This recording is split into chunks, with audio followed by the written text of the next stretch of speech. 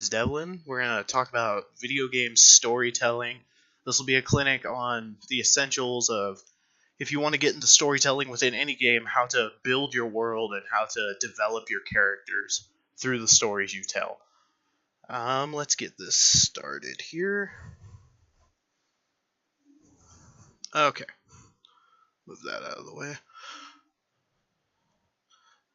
So, in this little clinic, we're going to talk about 3 specific lore stories. Aurelian Sol's Twin Dawns story, how he interacts with Targon for the first time.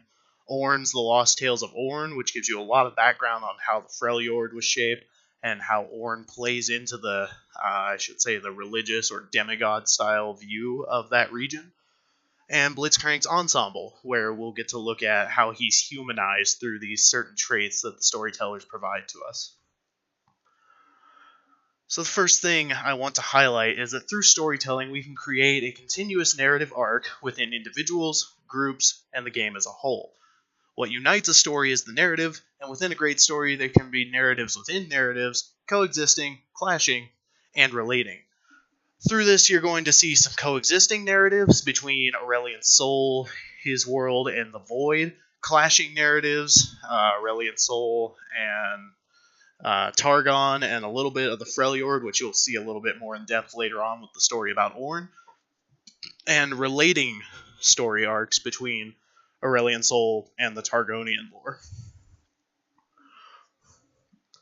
So, Aurelian Sol's Twin Dawns, you can find all of these stories on the League of Legends Universe page. I highly recommend if you're interested in a little bit deeper knowledge in the game, not necessarily the gameplay, but just the characters.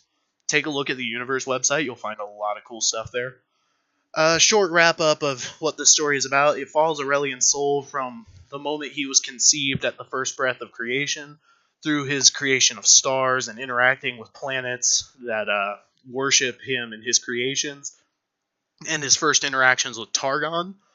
When he first interacts with Targon, the Targonians tie him to a cosmic leash through this crown they give him, and it turns out to be more of a curse than a gift, although at the time it's presented as though it's a gift.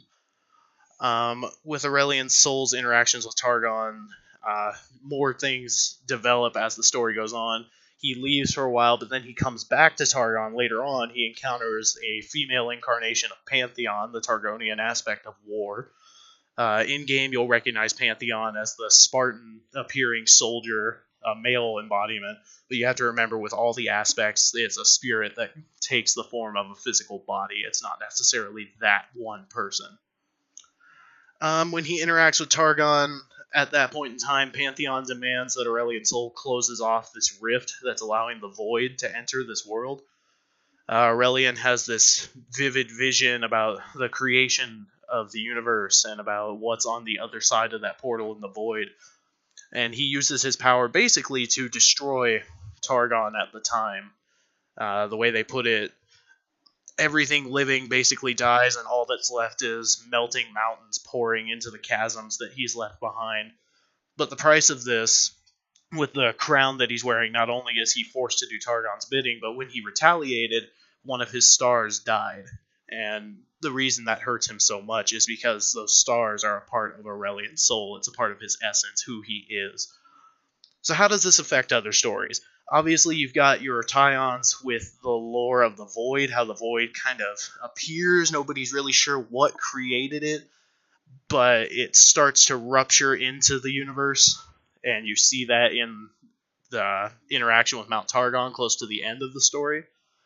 You see that Aurelian Sol does have some interaction. Aurelian is, in his own words through the story, he's kind of a small creator, you know. He's not truly the god dragon. He does note that there are other cosmic entities of very high degrees of power, and only a very specific few could create something as complex and intricate as the Void. He doesn't know what it is, but it frankly fills him with fear, and that's why he ends up closing off that Void portal in the Targonian world. You've got the interaction with the Targonian lore arc. You've got interaction with the aspect Pantheon enslaving Aurelian to do Targonian bidding. You don't have much interaction with Taric and Zoe, 2 other Targonian aspects, Taric being the aspect of protection, Zoe, I don't remember what exactly she's the aspect of. I just know that she is an aspect. But, with Aurelian being bound to Targonian bidding, those two would have specific interactions within their lore with him. And the way this influences his in-game abilities and his interactions in the game, like it's mentioned at the end of the story, he uses his power to create this dwarf star that he uses to destroy this void portal. You see this reflected in his Q, which is a star surge, basically. You don't see much else as far as his extraterrestrial, abilities, such as his W with the orbiting stars, his E. His E is reflected in the lore a little bit because it describes him as a comet, and that comet is an indication of his body and his presence, and his E allows him to fly as though he's a comet. And his ultimate, the Star Surge, the breath of pure stellar energy, you can kind of see that in the creation of the stars that's mentioned in the lore as well. And you'll hear little tidbits in his voice lines and his interactions with various characters, his despisal for Targon and the Targonians because they've imprisoned him to do his bidding. Whenever he interacts with Pantheon or Zoe, there's this tense interaction, and Aurelian just wants to destroy Targon for what they've done to him, and the Targonians just want to keep Aurelian under their thumb. So the way Aurelian, he's this extremely powerful, extremely rich character, and he ties into all these other stories within the game, and that's a very crucial part of building your world and creating your overall story of the game, is being able to have these characters, no matter how big or small, tie into all these other characters so you can truly create this continuous narrative where an outsider can come in and go, oh, hey, I see how this and this is connected. I see the themes of these regions. I see the overall arc of the game, how everything is connected. With that, let's move on.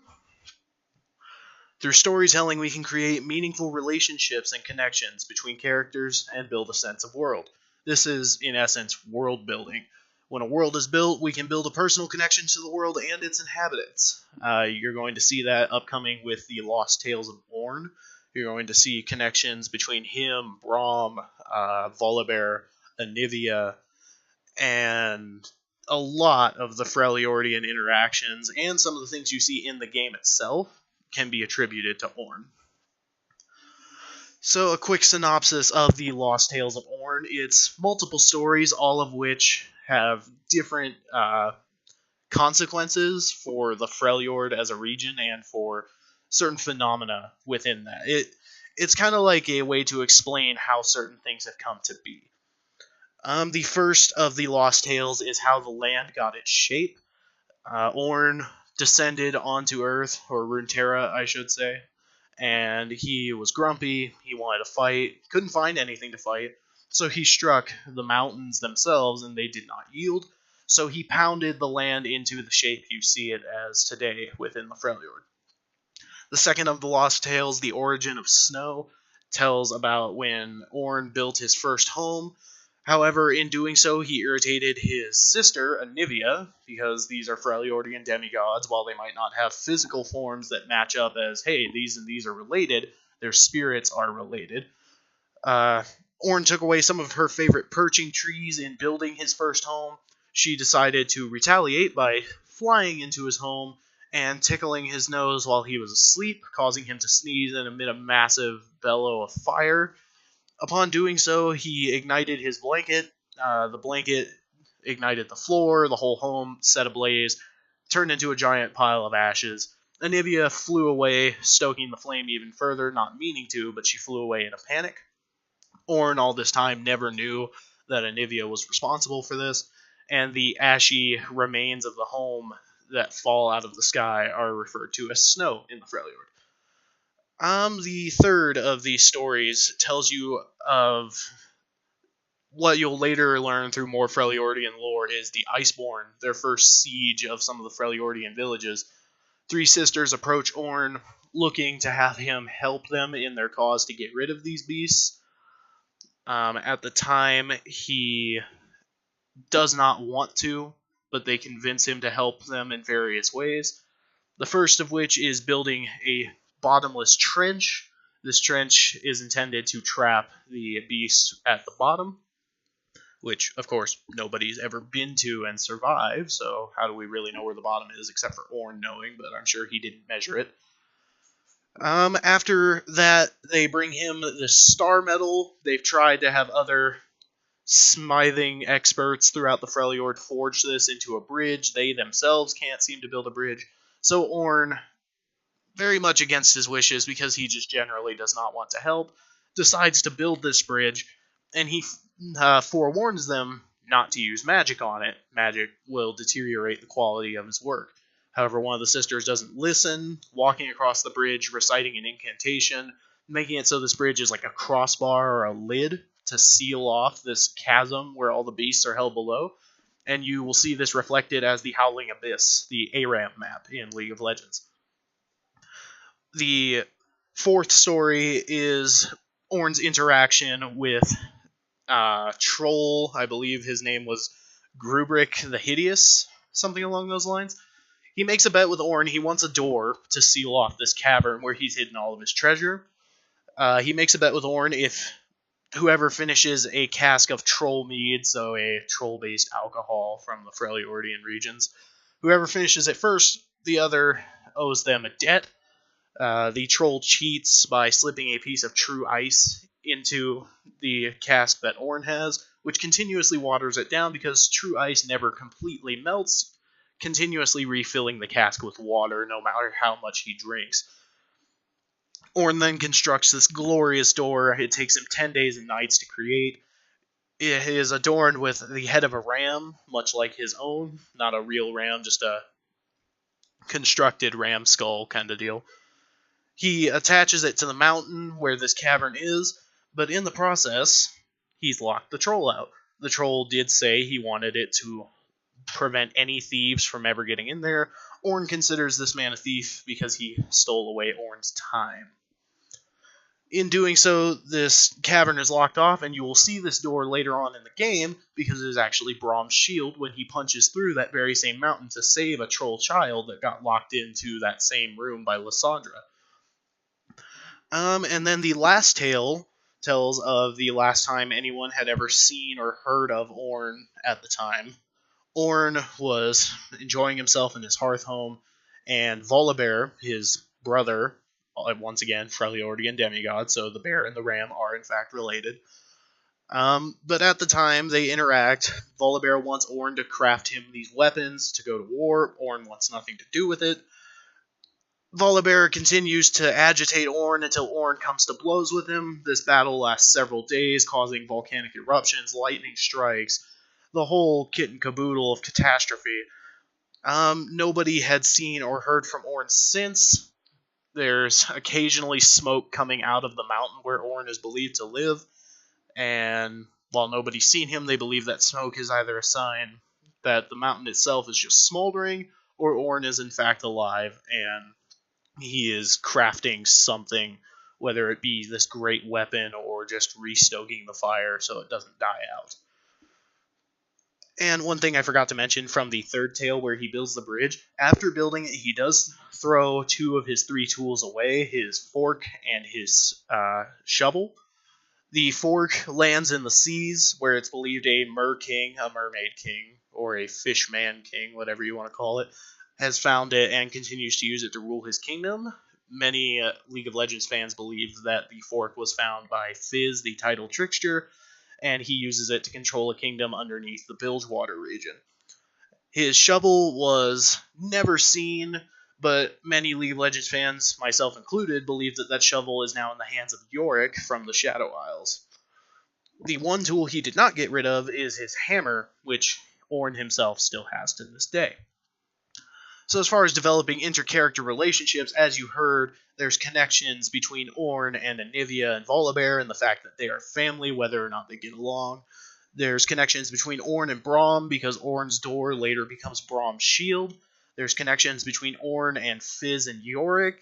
Those are a little bit looser because they're not explicitly stated, but his tools end up presumably in their hands.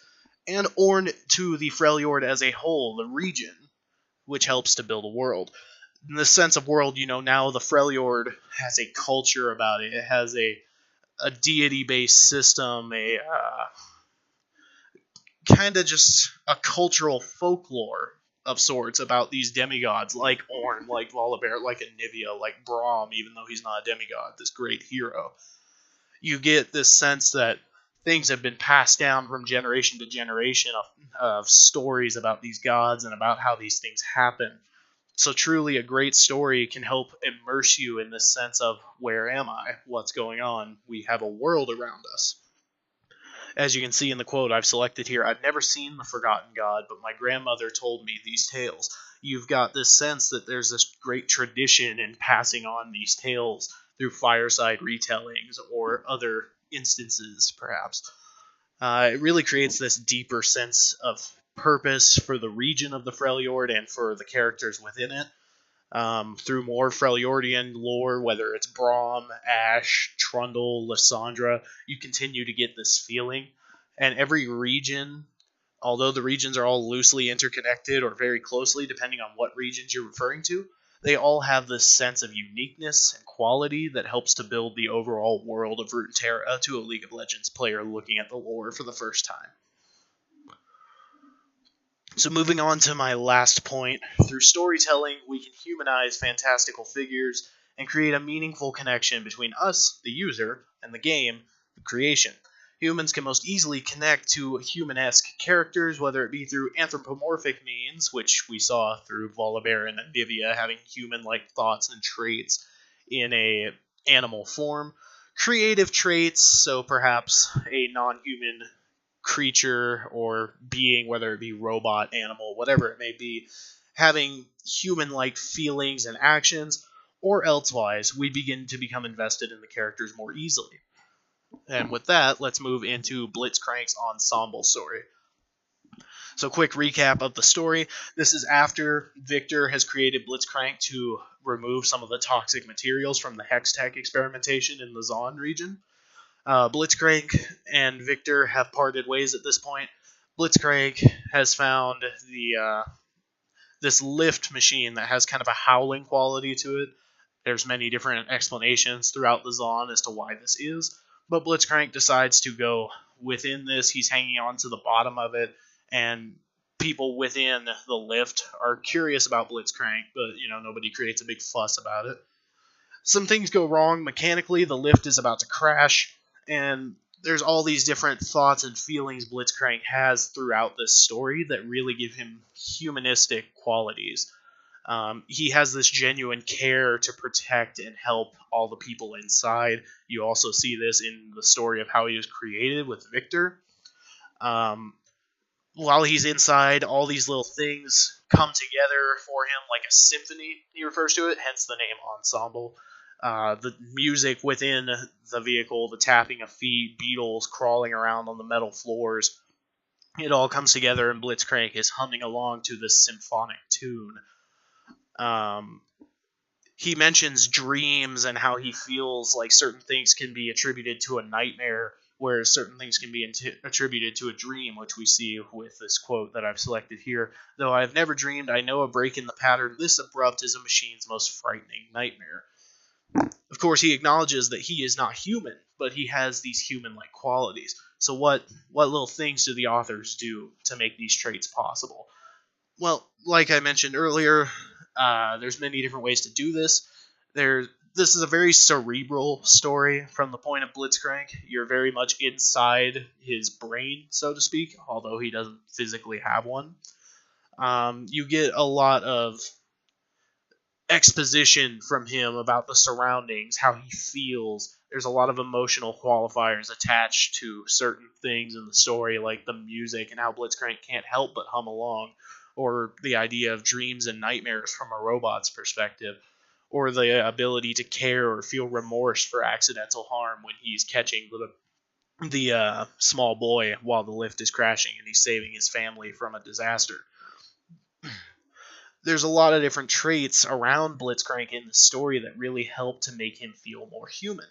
And when you're creating a story for a video game, no matter what video game it may be. It could be something as big as League of Legends. It could be something as small as some independent game you may find on Steam or on the PlayStation Network or the Xbox Live Network. Whatever you may be doing, you need to at least try to have certain things, whether the game is based in humanity or not, have these human-like traits so that outside users looking at your story can feel a closer connection to what you're creating. You get people who become personally invested in these characters and they feel a bond to them. You see this manifest itself through people cosplaying. You see people manifest it through creating their own lore, whether it's canonical or not. Different ways of expressing their opinions and their feelings regarding these champions and regarding the direction of their story. It all in all ends up being a very meaningful thing if you have a human-like connection to it. You go back to the Lost Tales of Ornn, you may feel a sense of agreement with Anivia wanting to get back at Ornn for taking away her favorite perching trees while creating his home. You may feel a sense of connection in the story of Aurelian Soul, this remorse and pain for, even though he's being held in a imprisoned slave-type situation, being able to empathize with him because he feels this pain over the loss of his stars, like they're a part of who he is, and the pain from being stuck in this horrible situation, the fear he feels, the myriad of emotions that all these characters can feel and can express through their lore. You begin to develop these deeper connections and a deeper level of intrigue and interest based on that. I am intending to do a part 2 to the storytelling series, and we'll go in more depth about techniques you can use on how to create your own impactful story. During the part 2, I would like to do something along the lines of a live, we all work together on a story kind of thing, implementing different techniques on how to make that impactful and meaningful. Whether or not it's canonical or not, who cares about that? All that really matters is that we're all having fun, we're all enjoying whatever universe we're working within. Because in the end, storytelling is art, and art is meant to be expression. It is meant to be fun, beautiful, painful, whatever you want it to be. And I feel like giving everyone the independence of sorts to come together and collaborate on a story in part 2 will be a very rewarding experience. I would like to announce, though, that after this stream ends, I will be giving away 25 content codes. These will unlock a few champions for you, a summoner icon, and a very rare ward skin. The specific ward skin is the Riot Fist Bump ward. If you're interested, send a message to the Discord tag that is here on the slide, Trackpad Supreme, #7197 on Discord. The first 25 that send me a message will receive a valid code for this League of Legends content. It is first comes, first serve, so get them quickly while they last. And I hope to hear from several of you at that point. If you guys have any questions for me while I'm still here, now's the time to ask. I'd love to answer any and all questions you may have. It's been really fun to explore some of these lore stories with you and start to delve into what makes a really meaningful storytelling experience in the video game world. So, like I said earlier, there will be more parts to this. I would like to collaborate with others who may be interested on ways to combine this with other topics. So I'll go ahead and start taking questions now, and I'm really thankful that you guys tuned in to watch.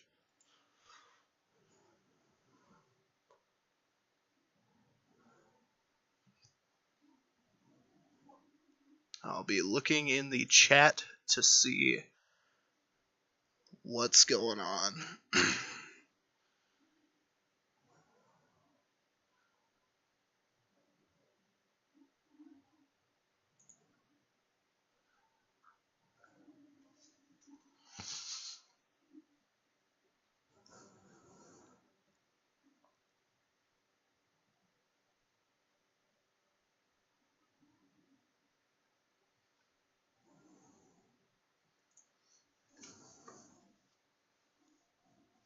I'll go ahead and post this in the chat also, but any questions at all regarding today's clinic, please let me know.